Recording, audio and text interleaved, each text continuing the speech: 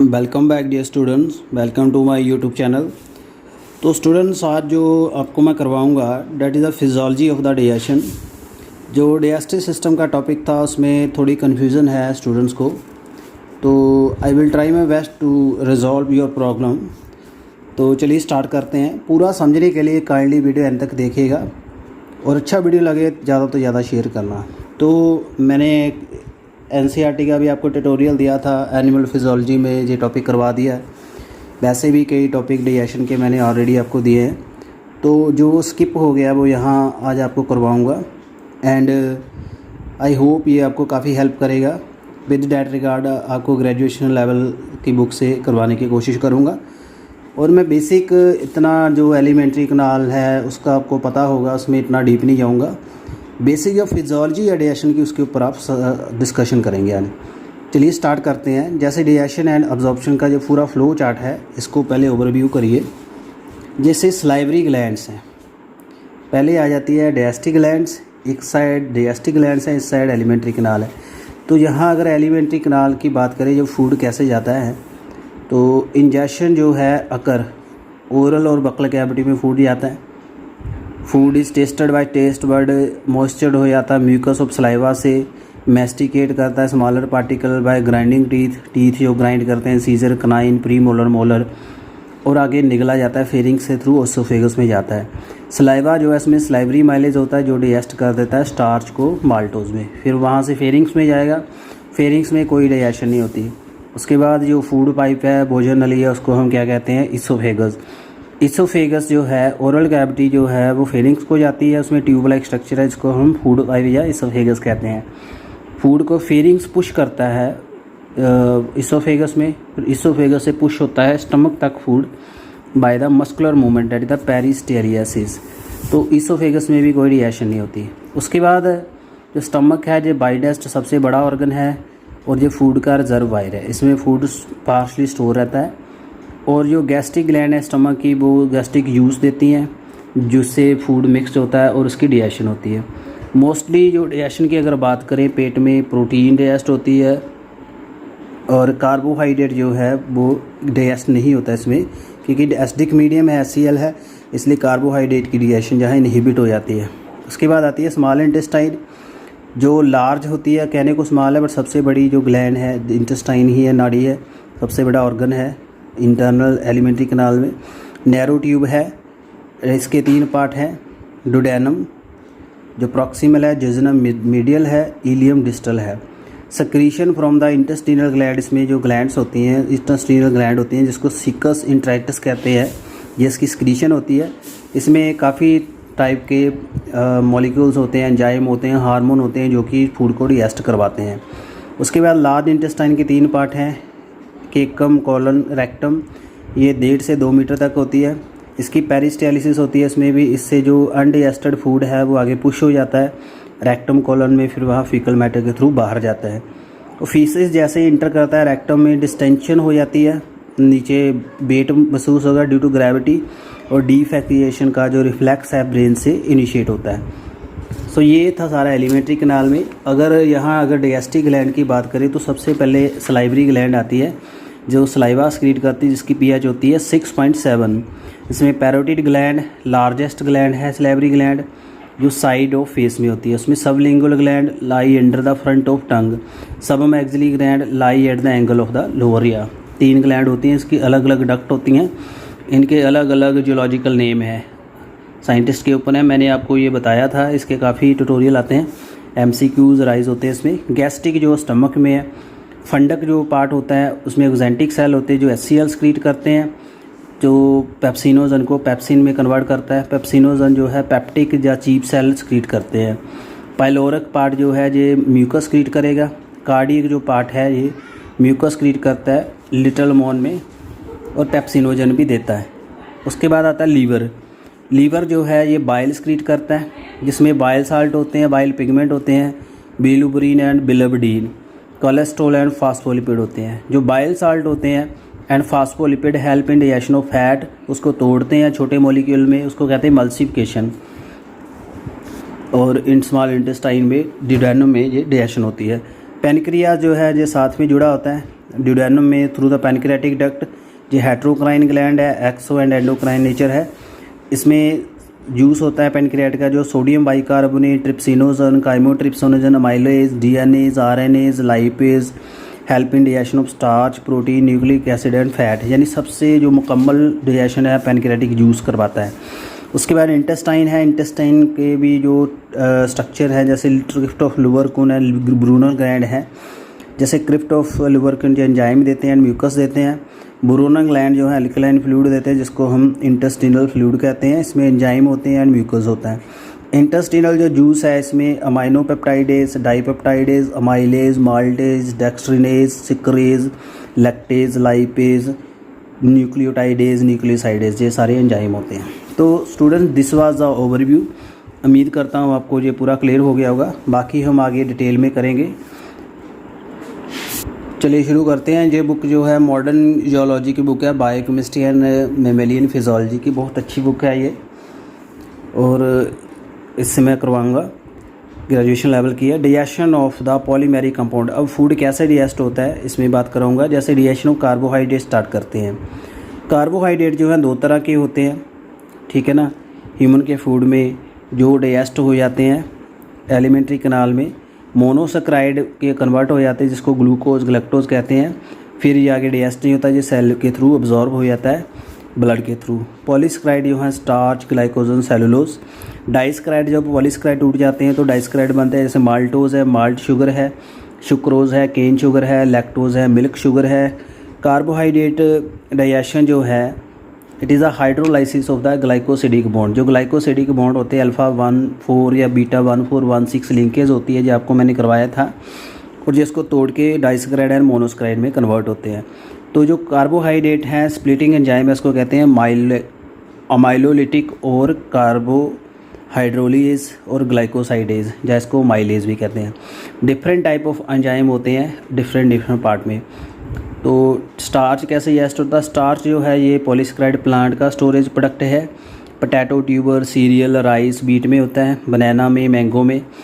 तो इसमें दो तरह के होता है, अल्फ़ा अमाइलेज, अमाइलोज एंड माइलोपैक्टिन।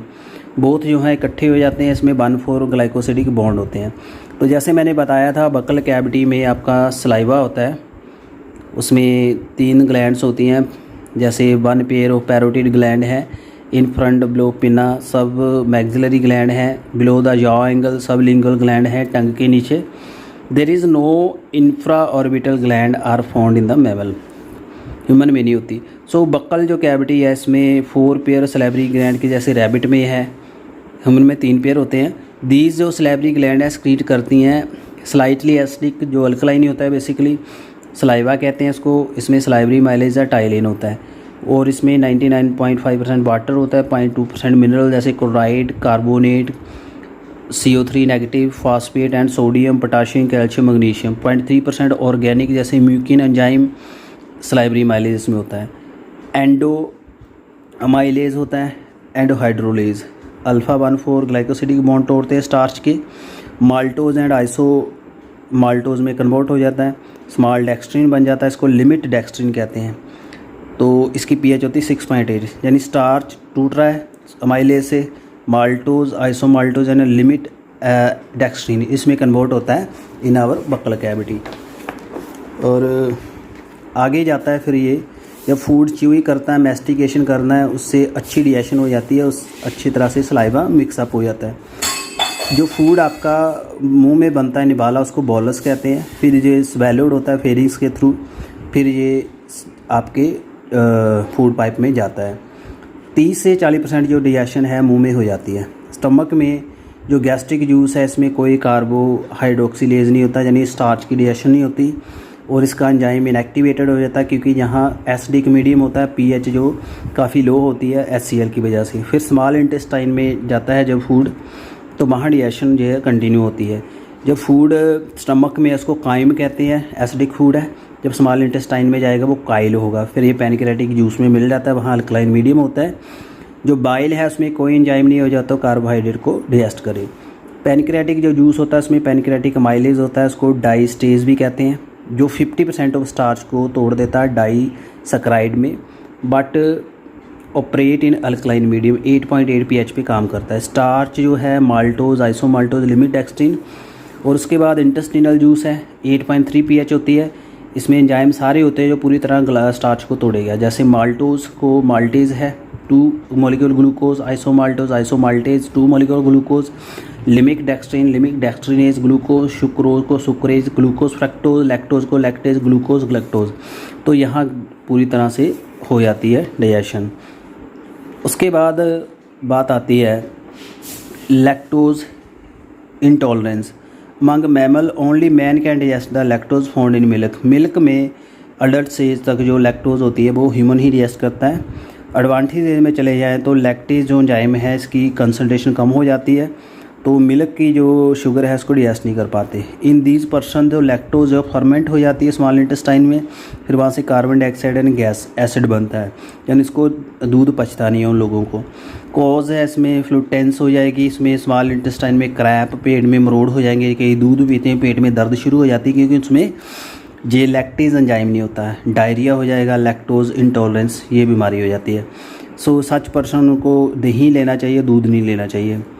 उसके बाद सिम्बायोटिक एसोसिएशन है, जो डाइजेशन जो आपको मैंने बताया था, जो आपकी बॉडी में बैक्टीरिया रहते हैं वो करवाते हैं।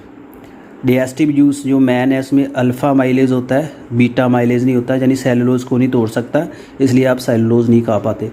आपकी बॉडी में ये बैक्टीरिया नहीं है, बट जो रूमिनेट्स होते हैं, गाय हैं, भैंस है, बफेलोज वगैरह, उसमें रूमिनोकोकस ह्यूमन में इसके बैक्टीरिया होते हैं, वो इसको तोड़ देते हैं, एंजाइम देते हैं सेलुलेज, बीटा ग्लैक्टोसाइडेज, इसको वो तोड़ देता है। तो दिस इज़ कहते हैं symbiotic digestion of the cellulose. तो ये ह्यूमन में नहीं होता है। ऐसे ही टर्माइट्स में है, टर्माइट बाइट एंड जो सीयूं को मैंने बताया था, उसमें ट्राइकोनिम्फा जो फ्लैजिलेट रहता है वो सेलुलोज एंजाइम देता है। इस वजह से जो सीयूं है लकड़ी का सेलुलोज डाइजेस्ट कर पाती है, उसके बिना वो डाइजेस्ट नहीं कर पाएगी। सो उम्मीद करता हूँ इतना समझ आ गया होगा आपको। और रैबिट या गिनिया पिग है जो सेलुलोज को डाइजेस्ट नहीं कर पाते, जो बार बार अपना फिकल मेटल खाते हैं, फिर इसको तोड़ेंगे फार्शली। इसको कहते हैं रिफेक्शन, सीडो डोरमेंटेशन और कॉपरोफेगी। जो अपना फीकल मैटर खाते हैं उसको कॉपरोफेगीज कहते हैं, क्योंकि इन एनिमल्स के जो डाइजेस्टिव जूस है वीक होते हैं। जैसे स्टार्च है, टाइलिन, HCl, अमाइलेज इनका कंट्रीब्यूशंस है। माल्टोज, आइसोमाल्टेज जो एंजाइम्स हैं। लैक्टोज जो है लैक्टेज काम करता है, सुक्रोज के ऊपर सुक्रेज काम करता है। इंटेस्टिनल जूस, लैक्टेज भी इंटेस्टिनल जूस में 10% ग्लैक्टोज 10% फ्रक्टोज बनेगी। फिर यहाँ माल्टोज आइसोमाल्टोज से 80% ग्लूकोज बनेगा। तो ये पूरा कार्बोहाइड्रेट का डाइजेशन का फ्लो चार्ट है। तो मैं उम्मीद करता हूँ आपको जो कार्बोहाइड्रेट की डाइजेशन है ईज़िली समझ आ गई होगी। नेक्स्ट हम यहाँ से करेंगे प्रोटीन का। प्रोटीन आपको पता ही है, it is the polymer of the amino acid. इसमें N एंड C टर्मिनल होते हैं। इसको तोड़ने वाले एंजाइम है प्रोटीएज, पेप्टाइडेज। तो पेप्टाइडेज जो हैं दो तरह के होते हैं साइट ऑफ द एक्शन, जैसे एक्सोपेप्टाइडेज, एंडोपेप्टाइडेज। एक्सोपेप्टाइडेज है जो पेप्टाइड चेन को बाहर से तोड़ेंगे, एंडोपेप्टाइडेज अंदर से तोड़ेंगे। जो एक्सोपेप्टाइडेज हैं इसमें कार्बोक्सी पेप्टाइडेज एंड अमाइनोपेप्टाइडेज आते हैं। प्रोटीन जो डाइजेशन है स्टमक में स्टार्ट होती है, इंटेस्टाइन में कंप्लीट होती है। बकल कैविटी में कोई एंजाइम नहीं होता जो प्रोटीन को डाइजेस्ट कर पाए, इसलिए बकल कैविटी में no digestion of the protein. Stomach में मैकेनिकल एक्शन, जो रियुगे होते हैं गैस्ट्रिक, वो चर्निंग करते हैं, प्रोटीन को तोड़ते हैं तोड़ मड़ोड़ करके। और केमिकल एक्शन से फूड जो गैस्ट्रिक जूस है उसमें एंजाइम होता है प्रोटीनिशियस क्रिटिन हार्मोन होता है, by argentaffin cell of the pyloric part secrete होता है। जो गैस्ट्रिक जूस होता है उसमें म्यूकस गॉबलेट सेल देते हैं, HCl ऑक्जेंटिक सेल देते हैं। दो प्रो एंजाइम होते हैं जैसे जो प्रो रेनिन एंड पेप्सिनोजन, इसको HCl कंप्लीट करता है इनकी एक्टिवेशन। और गैस्ट्रिक लाइपेज होता है जो फैट को तोड़ता है, पेप्टिक सेल इसको स्क्रीट करते हैं। HCl का रोल है, ये दिमाग में आपने रखना है। 0.3% जो गैस्ट्रिक जूस में HCl होता है बैक्टीरिया के लिए करता है, सलाइवा के एक्शन को रोकता है, पेप्सिनोजन को पेप्सिन में कन्वर्ट करता है, प्रो रेनिन को रेनिन में कन्वर्ट करता है। और pH 1.2 और 1.8 ये pH होती है आपके स्टमक भी याद कर लेना है। ये एक्टिव pH होती है फॉर द पेप्सिन, फूड को सॉफ्ट करेगा। उसके बाद पेप्सिनोजन का क्या रोल, HCl से एक्टिव होगा, पेप्सिन इनएक्टिव इसका डाइपेप्टाइड निकल जाएगा। इसको कहते हैं ऑटोलाइसिस। HCl एक्टिव कर देगा इसको। प्रोटीन को ये प्रोटीएज एंड पेप्टोन में तोड़ेगा। प्रोरेनिन जो है ये बच्चों में होता है, रेनिन जो है इन्फेंट्स में होता है, जो very strong milk protein coagulating factor है, ये इसको कोगुलेट कर देता है कैजिन प्रोटीन को पैराकैजिन में। तो प्रोरीन से रेनिन बनेगा, ये पैराकैजिन सोलुबल और calcium salt, calcium paracaseinate solid curd बन जाएगा। फिर पेप्सिन इसके ऊपर काम करता है, प्रोटीएज एंड पेप्टोन। यानी पैराकैजिन ते कैल्शियम कैजिनेट बनाने के लिए जो आपका कौन सा एंजाइम है, ये रेनिन है। तो ये ज़्यादा जितना बनेगा उतना ही फिर काम कर पाएगा आपका क्या, पेप्सिन एंजाइम। तो ये बच्चों में ज़्यादा होता है, इसलिए बच्चे दूध ज़्यादा फीड कर पाते हैं। उसके बाद कर्डलिंग ऑफ मिल्क, यानी दूध का दही बनाने में ये एंजाइम हेल्प करता है। और पेप्सिन का काम होता है on the milk protein, specially casein जो प्रोटीन है स्टमक भी वो ये तोड़ता है। फूड जो स्टमक में जो है thick acidic and semi digested food, उसको हम क्या कहेंगे, कायम। गैस्ट्रिक डाइजेशन में 3 से 5 घंटे लग जाते हैं पेट के लिए, और इसमें फूड का नेचर उसके ऊपर डिपेंड करता है। जैसे कार्बोहाइड्रेट है 2-3 घंटे तक डाइजेस्ट हो जाता है, फैटी एसिड को 3 से 6 घंटे लगते हैं। यानी इसलिए अगर आपने ज़्यादा चर्बी वाला खाना खाया, नॉन वेज खाया या समोसे खाए हैं, फैटी फूड खाया, आपको भूख जल्दी नहीं लगेगी, क्योंकि आपका पेट जो है खाली नहीं रहेगा। जब तक पेट भरा रहेगा तब तक भूख का न्यू मैसेज आपके ब्रेन से नहीं जाएगा। स्मॉल इंटेस्टाइन में जाएं, स्मॉल इंटेस्टाइन की जो pH है इंटेस्टाइन जूस की 8 होती है, और वहाँ जो पैनक्रियाटिक की 8.8 होती है। यानी काइम जो आ गया तो मिक्सअप हो जाएगा ना, जिससे बाइल की 8 आ गई, पैनक्रियाटिक जूस की 8.8, इंटेस्टाइन जूस की 8.3, ये आपने याद करनी है। तो ये एसिडिक मीडियम को न्यूट्रलाइज कर देता है। अब जो फूड स्मॉल इंटेस्टाइन में आएगा उसमें उसको कहेंगे काइल। बाइल जो है उसमें कोई एंजाइम नहीं होता जो कि प्रोटीन को तोड़े। पैनक्रियाटिक जूस में एंजाइम होते हैं प्रोटीन को तोड़ने वाले, जैसे trypsinogen.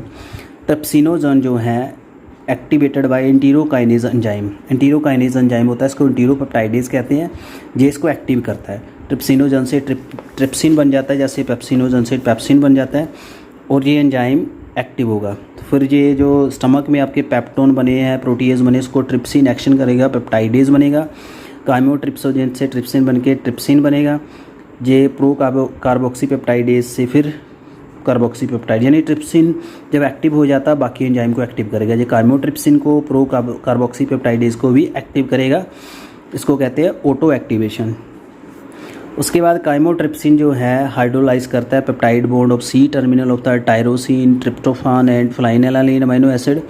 It also help in power of clotting of milk in alkaline medium, यानी ये मिल्क की क्लॉटिंग यानी इसको डाइजेस्ट करवाने में हेल्प करता है। तो पेप्टोन एंड प्रोटीएज को काइमोट्रिप्सिन पेप्टाइड में तोड़ देता है।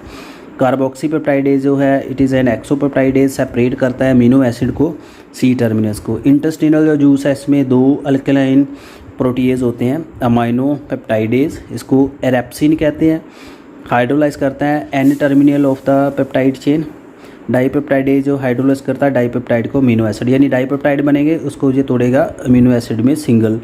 जो इंटेस्टाइनल जूस है उसमें आपके नॉन डाइजेस्टिव प्रोटीएज एंटीरोकाइनेज होता है, जो कि ट्रिप्सिनोजन को एक्टिव करेगा इनटू द ट्रिप्सिन। जो एंटीरोकाइनेज यहाँ बात की थी ये आपका मिलता है इंटेस्टिनल जूस में। तो एंटीरोकाइनेज होना ज़रूरी है, यानी इंटेस्टिनल जूस जब आएगा तो बाकी एंजाइम यहाँ एक्टिव हो जाएंगे। और यहाँ देखिए प्रोटीन का कैसे स्कीम दी हुई है। प्रोटीन है पेप्सिन, गैस्ट्रिक जूस में आ गया, प्रोटीएज पेप्टोन बन गए, पॉलीपेप्टाइड बन गए। फिर आपकी पैनक्रियाटिक जूस में ट्रिप्सिन, काइमोट्रिप्सिन, कार्बोक्सी पेप्टाइडेज, ये पॉलीपेप्टाइड अमीनो एसिड बनाएंगे।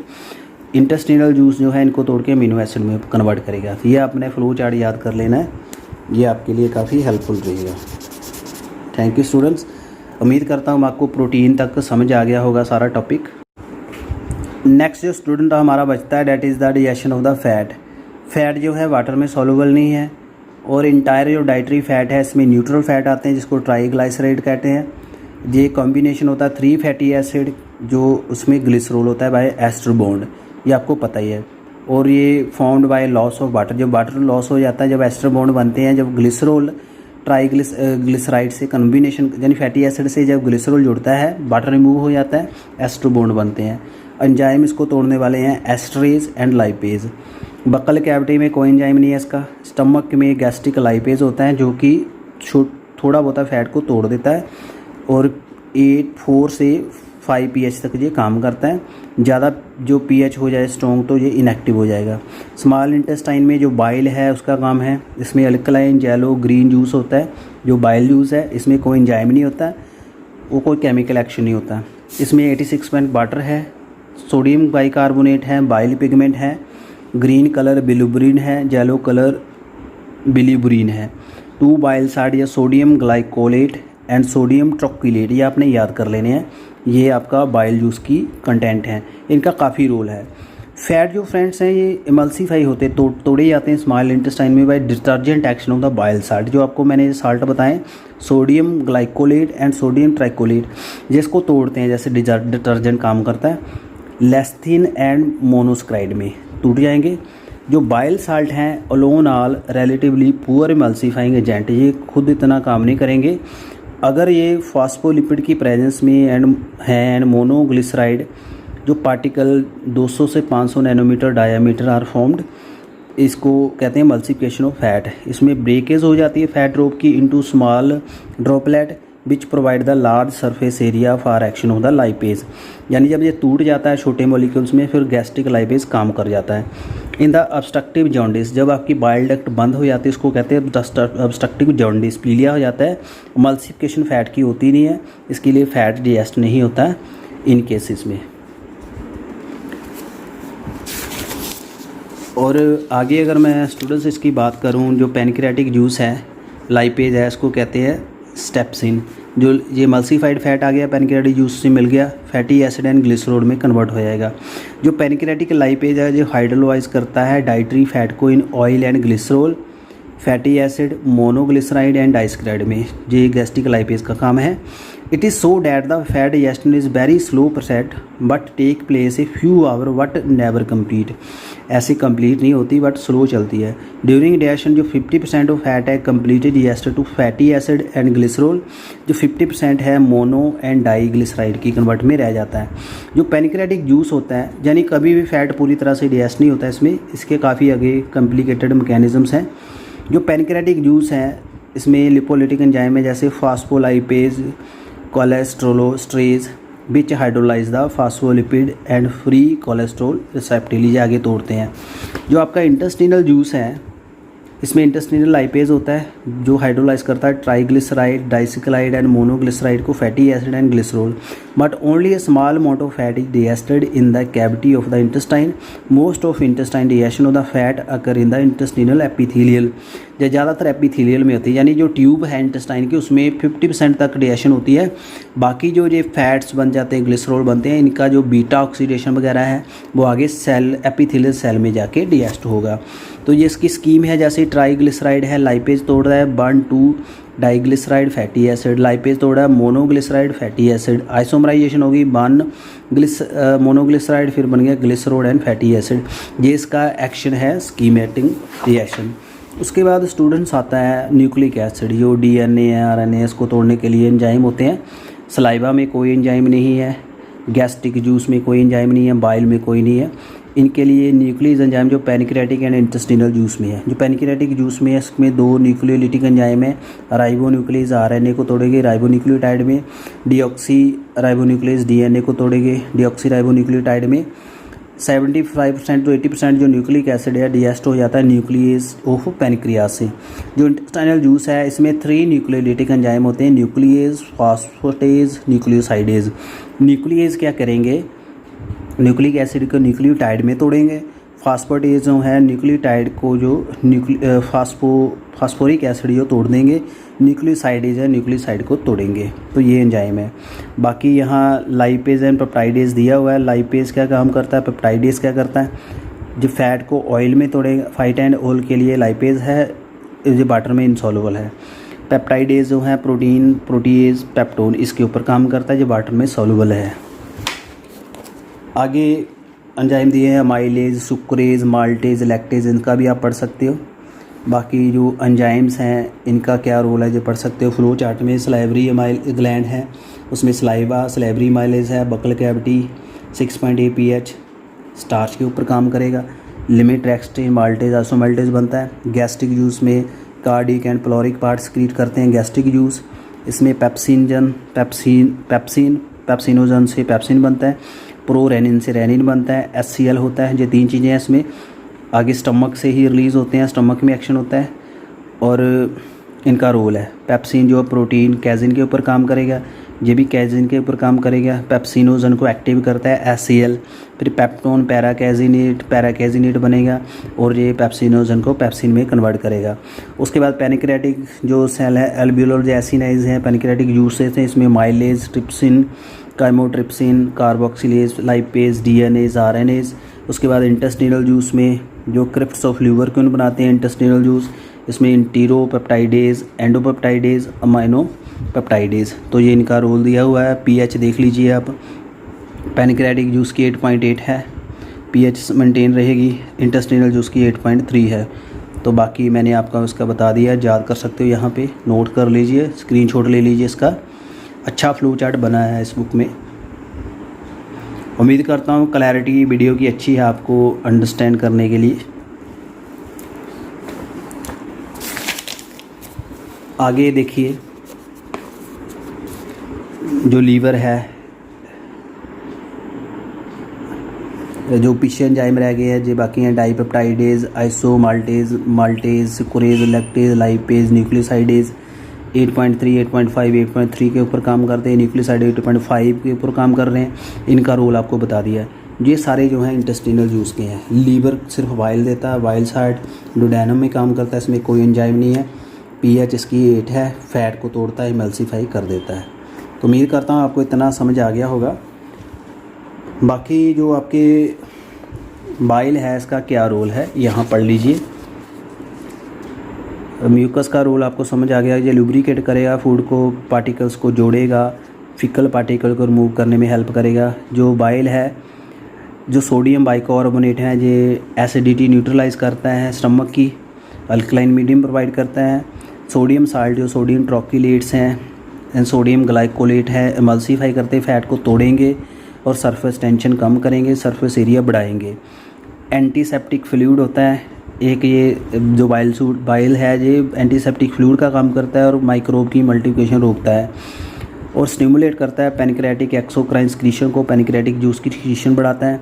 बाइल साइड जो है इसमें along with monoglyceride and long chain fatty acid micelles बनाते हैं, फैट्स की एब्जॉर्प्शन सेल के थ्रू कराने में हेल्प करते हैं। इसमें बिलिब्रिडीन एंड बिलोब्रीन होते हैं जो फीकल मैटर का कलर देते हैं और absorption of vitamin A, D, E के करवाने के लिए भी आपका बाइल ही काम करता है। उम्मीद करता हूँ आपको ये बाइल के समझ आ गया होगा ये टॉपिक।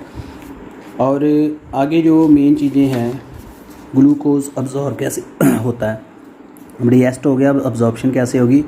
ग्लूकोज जो है इसके लिए फैसिलिटेटेड डिफ्यूज़न है ग्लूकोज ट्रांसपोर्ट के, सोडियम को ट्रांसपोर्ट थ्योरी है इसमें, इसको सेकेंडरी ट्रांसपोर्ट ऑफ ग्लूकोज भी कहते हैं। इसमें एनर्जी चाहिए ATP। ग्लूकोज ट्रांसपोर्ट में 2 सिस्टम है। First system is the carrier translocase जो प्लाज्मा मेम्ब्रेन में होते हैं of the enterocytes of villi, intestine की बिलाई में। Each carrier molecule has 2 binding site, one glucose other for the sodium. Carrier molecule जो sodium से bind करेंगे and glucose से साइमल्टेनियसली, रिजल्टेंट कम्प्लेक्स बन जाता है। फिर वो इंटीरोसाइट में इंटर करेगा, both sodium and glucose are release, यानी सोडियम के साथ ग्लूकोज का ट्रांसपोर्ट होता है। फर्स्ट जो ट्रांसपोर्ट है इसमें 2 डायरेक्शन चलेगी, सेम चलेगी, उसको सिम्पोर्ट कहते हैं। ये मैंने आपको करवाया था मैकेनिज़्म में, तो देख सकते हो ये ग्लूकोज के साथ सोडियम जा रहा है, या सोडियम अंदर जाएगा ग्लूकोज बाहर जाएगा। तो ये इसका मैकेनिज़्म है ट्रांसपोर्ट का। और जो ग्लूकोज अब्जॉर्प्शन है इसका रेट है 1.4 ग्राम बॉडी वेट के 1 घंटे में, इतना ग्लूकोज अब्जॉर्ब हो जाता है। और ये बिलाई ऑफ जिज्जनम में अब्जॉर्ब होता है ग्लूकोज। जो ग्लूकोज लेवल जो ब्लड का है 60 से 100 mg पर लीटर ऑफ ब्लड, इसके हिसाब से इसका लेवल बढ़ जाए तो शुगर आ जाती है। बीटा जो पता ही आपको, बीटा सेल का इंसुलिन अगर ना काम करे तो ग्लूकोज बढ़ जाता है ब्लड में। फ्रक्टोज जो है ये फैसिलिटेटेड डिफ्यूजन से होती है। It is not blocked by phlorizin. जो फ्लोरिसिन कहा है ये कम्पिटिटिव इनहिबिटर है ग्लूकोज अब्जॉर्प्शन का। इट कम्पीट ग्लूकोज की रिसेप्टर बाइंडिंग से ये रोकता है। यानी ये जो चीज़ें हैं ये एक कंपटीटर इनहिबिटर है, ये देखने में ग्लूकोज की तरह लगता है और ये उसके रिसेप्टर से बाइंड करेगा, इससे ग्लूकोज ऑब्जॉर्प्शन रुक जाएगी। रेट ऑफ ग्लूकोज ऑब्जॉर्प्शन जो है amount of thyroxine anterior pituitary के ऊपर काम करता है, उसके ऊपर डिपेंड करता है, बी कॉम्प्लेक्स के और म्यूकस मेम्ब्रेन और period stay on the intestine, intestine में कितनी देर तक ग्लूकोज रह रहा है, ये सारे फैक्टर ग्लूकोज ऑब्जॉर्प्शन को अफेक्ट करते हैं। उसके बाद प्रोटीन्स का जो है अब्जॉर्प्शन है, गैस्ट्रो इंटेस्टिनल जो ट्रैक है इसमें exogenous proteins dietary as well as the endogenous protein जो है hydrolyse by protease into dipeptide amino acid. 98% of dietary protein hydrolyse हो जाते हैं अमीनो एसिड में, दो तरह के L amino acid and D, L and D form आपको पता है। ये एक्टिव ट्रांसपोर्ट से अब्जॉर्ब होते हैं, B6 की प्रेजेंस में जो डी होते हैं ये पैसिवली अब्जॉर्ब हो जाते हैं। मॉलिक्यूलर वेट जो स्मॉल साइज अमीनो एसिड हैं, लो मॉलिक्यूलर वेट जो हैं अब्जॉर्ब हो जाते हैं फास्टर, जैसे ग्लाइसिन है, जिनका वेट ज़्यादा है वो स्लोली अब्जॉर्ब होंगे। और अब्जॉर्प्शन जो है एल की एक्टिवली हो जाती है, ठीक है ना, ये आपको मैंने बताया था। कैरियर प्रोटीन्स होते हैं जो इसको ब्रश बॉर्डर ऑफ द इंटीरोसाइड यानी इंटेस्टिनल के बलाई हैं उसमें ब्रश बॉर्डर होते हैं जो कि अमीनो एसिड को लेके जाते हैं। 4 टाइप ऑफ ट्रांसपोर्ट सिस्टम है इसमें, because of different amino acid के डिफरेंट प्रॉपर्टीज़ हैं। यहाँ रिपोर्टेड किया गया है ट्रांसपोर्ट अमीनो एसिड में अलग अलग मैकेनिज्म है। ईच सिस्टम जो है इसमें स्पेसिफिक सबसेट होता है अमीनो एसिड का एंड स्पेसिफिक मोलिकुलर करैक्टरिस्टिक्स होते हैं। डिपेंड करते हैं high concentration of sodium in the intestinal lumen, यानी सोडियम ज़्यादा होगा तो अब्जॉर्प्शन अच्छी होगी। अमीनो एसिड का लेवल भी, क्योंकि सोडियम जो है ये सिम्पोर्ट करता है, जैसे ग्लूकोज के साथ सोडियम जाता है यानी ग्लूकोज सोडियम इकट्ठे जाएंगे, ऐसे ही अमीनो एसिड एंड सोडियम इकट्ठे जाएंगे, इसको कहते हैं symport. So one transport system जो है न्यूट्रल अमीनो एसिड का है, जैसे ग्लाइसिन एलानिन का है।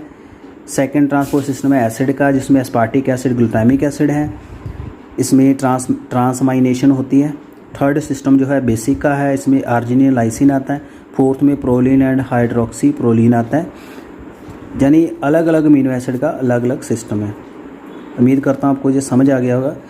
आगे फैट की जो अब्जॉर्प्शन है इट इज़ वेरी इंटरेस्टिंग। जो एंड प्रोडक्ट है फैट का वो मोनोग्लिसराइड होते हैं, fatty acid and glycerol. Glycerol जो वाटर सॉल्युबल है डायरेक्टली अब्जॉर्ब हो जाता है म्यूकस सेल से। जो शॉर्ट चेन फैटी एसिड है जिसमें लेस देन 14 कार्बन एटम है, डायरेक्टली अब्जॉर्ब हो जाते हैं in the portal circulation capillary में। बट जो लॉन्ग हैं वो ऐसे नहीं जाएंगे, इसमें मिसल बनेंगे, बाइल साल्ट जहाँ काम करेंगे। जैसे लिपोलिटिक थ्योरी बेजर ने दी थी, पार्टीशन हाइपोथेसिस ऑफ फ्रेजर ने दिया था।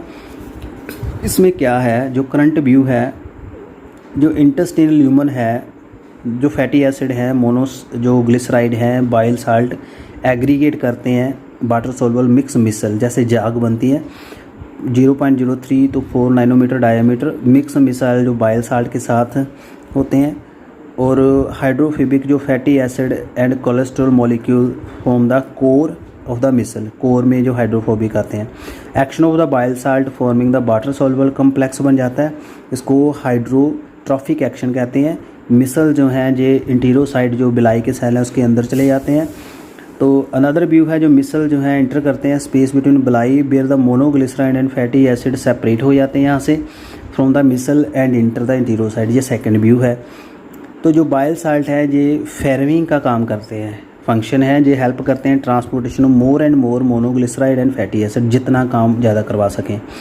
ये कोर है, इसमें बाहर वाटर अट्रैक्टिंग कंपोनेंट है, अंदर वाटर रिपेलिंग है, इसके अंदर जो फैट्स मॉलिक्यूल हैं, कोलेस्ट्रॉल्स हैं, फैटी एसिड्स हैं, तो ऐसे ये बनता है। एंड 97% जो फैट है अब्जॉर्ब हो जाती है while in the absence of bile 50 to 60, यानी अगर बाइल यूज़ अच्छा स्कीट होगा तो फैट ज़्यादा अब्जॉर्ब होगा। उसके बाद आता है स्टूडेंट्स यहाँ पे फॉर्मेशन ऑफ द कॉलीमाइक्रोन, बहुत इंपॉर्टेंट चीज़ है ये कॉलीमाइक्रोन। जो इनसाइड द म्यूकस सेल जो बाइल साल्ट रिलीज हो जाता है मिसल से एंड पोर्टल ब्लड में चला जाता है। जो ब्लड कैपिलरी होती हैं bile salt liver which extract the bile salt and use them the again use हो जाता है। जो सिस्टिक मूवमेंट होता है बाइल साल्ट की द लीवर एंड इंटेस्टाइन, इसको कहते हैं enterohepatic circulation. Inside the mucus cell जो फैटी एसिड है मोनोग्लिसराइड हैं आगे चले जाते हैं, फिर यहाँ अब्जॉर्ब होते हैं। को enzyme fatty acid fatty acid coenzyme, monoglyceride, phosphatidic acid, diglyceride, fatty acid, tri, ऐसे ये चलते हैं।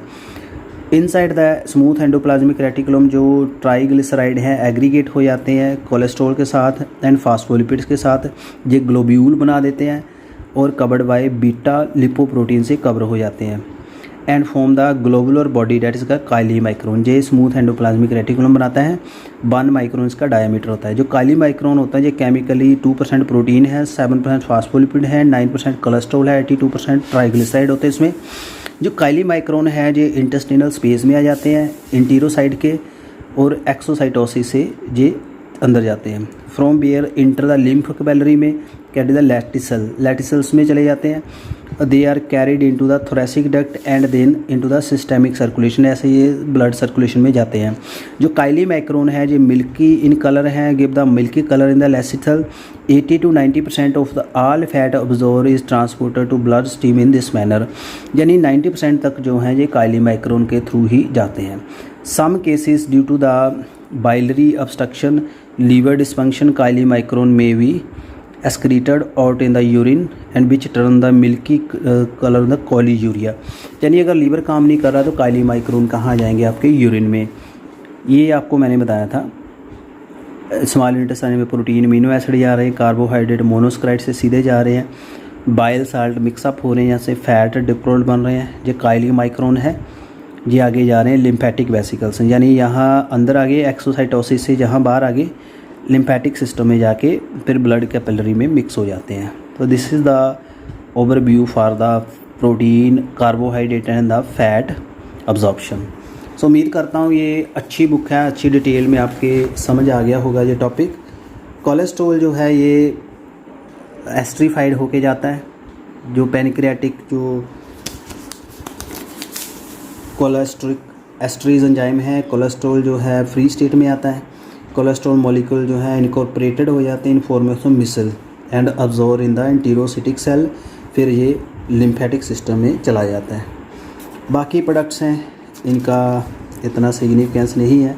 यहाँ पूरा फ्लो चार्ट देख लीजिए, कौन सी चीज़ कहाँ एक्शन करती, कहाँ अब्जॉर्ब होती है। स्टमक में वाटर अल्कोहल अब्जॉर्ब हो जाता है, डुडेनम में आयरन एंड कैल्शियम, जेजुनम में disaccharide, monosaccharide, triglyceride, cholesterol, amino acid, vitamin, ileum में vitamin B12 and bile salt, colon में वाटर। ये अलग अलग एरिया है, ये आपने फ्लो चार्ट यहाँ से याद कर लेना है। उसके बाद आता है एसिमिलेशन। एसिमिलेशन होता है यूज़ करना। Assimilation is the anabolic process, जैसे सिंथेसाइज हो जाएगा एक्स्ट्रा फूड, जैसे हार्मफुल एक्सेसिव अमीनो एसिड हैं लीवर सॉर्ट आउट कर देता है, इसको यूरिया में चेंज कर देता है। डिटॉक्सिफिकेशन कहते हैं इसको। अमीनो एसिड जो है प्रोटीन सिंथेसिस में काम करते हैं, राइबोसोम के हेल्प में जो ट्रांसलेशन हो जाती है प्रोटीन बन जाता है। सब अमीनो एसिड जो हैं चेंज हो जाते हैं ग्लूकोज में, इसको ग्लूकोनियोजेनेसिस कहते हैं। मोनोसेक्राइड जो हैं ये रेस्पिरेटरी फ्यूल है, एनर्जी देते हैं, क्रैब साइकिल ग्लाइकोलाइसिस चलाते हैं। सम शुगर जो है अमीनो एसिड में कन्वर्ट हो जाते हैं। एक्सेस ऑफ ग्लूकोज जो है ज़्यादा जाके बीटा सेल की थ्रू इंसुलिन से लीवर में चला जाता है, फिर वहाँ ग्लाइकोजन में स्टोर हो जाता है, इसको कहते हैं ग्लाइकोजेनेसिस। फैट जो है यूज़ हो जाते हैं इन द बायोमेम्ब्रेन बनाने में, कई रेस्पिरेशन में काम करते हैं। एक्सेस जो है ये लीवर में मोन एंड एडिपोस टिश्यू में चले जाते हैं। बाकी रेगुलेशंस हैं गैस्ट्रिक जूस की, जो आपकी गैस्ट्रिक जूस हैं इसकी सिक्रीशन की रेगुलेशन का मैकेनिज़्म होता है। जैसे ये आपने फ्लो चार्ट याद कर लेना है, ज़्यादा इतना डिटेल में वीडियो नहीं करते, यहाँ से ही याद आ जाएगा आपका। जो बेगल सेंटर है मेडुला का, ये cephalic phase by vagal. Cephalic तो होता है देखना, टच या स्मेल करना फूड को, ये सिग्नल जाता है फूड का सिफेलिक फेज़ आ गया। फिर जो पैरासिम्पैथिक एक्साइट करता है पेप्सिन एंड एसिड प्रोडक्शन, तो पेट में ये एसिड बनना शुरू हो जाएगा। उससे गैस्ट्रिक फेज है, पेट में जब खाना जाता है तो गैस्ट्रिक फेज कहते हैं। Local nervous system bags reflex gastrin stimulation होगी। फिर सर्कुलेटरी सिस्टम है, यहाँ जो वेसल्स जुड़ी हुई हैं। इंटेस्टिनल फेज़ है, जब इंटेस्टाइन में फूड जाएगा, यानी 3 फेज़ हैं फूड की, cephalic, gastric and intestinal. Cephalic होता है जब मुंह तक फूड जाएगा। नर्वस मैकेनिज़्म हार्मोनल मैकेनिज़्म है, स्मॉल बॉलस एक्टिव होगा। तो यहाँ पे जो अफरेंट फाइबर्स हैं ये सिग्नल लेके जाएंगे यहाँ बेगस ट्रंक के थ्रू। सेक्रीटरी फाइबर है, लोकल नर्व प्लेक्सिस बने होते हैं, यहाँ ये गैस्ट्रिन की सिक्रीशन को बढ़ा देते हैं। ये आपने याद कर लेना है। और जो पैनक्रियाटिक सिक्रीशन है इसका देख लीजिए, जो एसिड है स्टमक का रिलीज़ करता है सिक्रेटिन फ्रॉम द बाल ऑफ डुडेनम। स्टमक में एसिड बन जाए तो सिक्रेटिन डुडेनम से सिक्रेट होगा। फैट एंड अमीनो एसिड जो हैं जो कोलिसिस्टोकाइनिन की सिक्रीशन बढ़ा देते हैं। और सिक्रेटिन एंड कोलिसिस्टोकाइनिन बाइल से आते हैं एंड ब्लड से अब्जॉर्ब हो जाते हैं।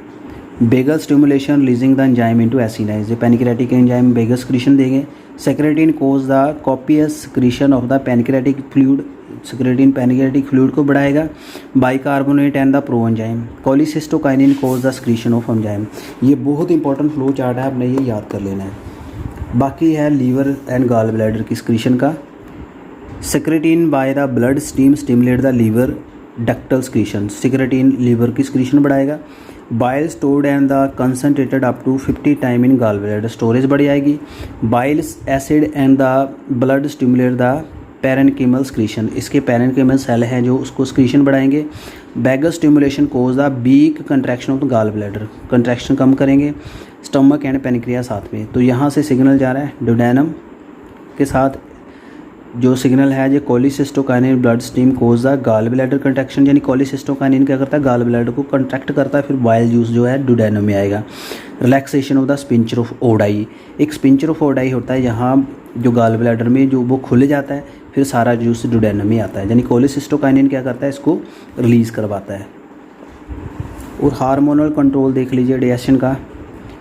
गॉल ब्लैडर है, इसोफेगस है, गैस्ट्रिन जो है आपका यहाँ आ रहा है, सिक्रीशन बढ़ा रहा है स्टमक की।